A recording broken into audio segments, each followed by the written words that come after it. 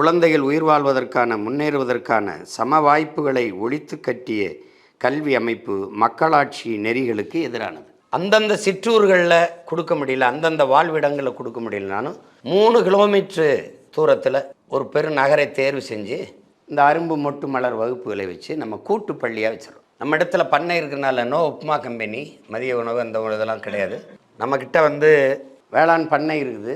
பால் முட்டை, பால் முட்டை அருந்தாத பிள்ளைகளுக்கு ஊட்டமாக சாறுகள், பழச்சாறுகள், கூழ், கேழ்வரகு, சாமை, திணை, கஞ்சிகள். நம்முடைய கல்வி முறை மதிப்பெண்ணை வைத்து மனித அறிவை மதிப்பிடக்கூடாது.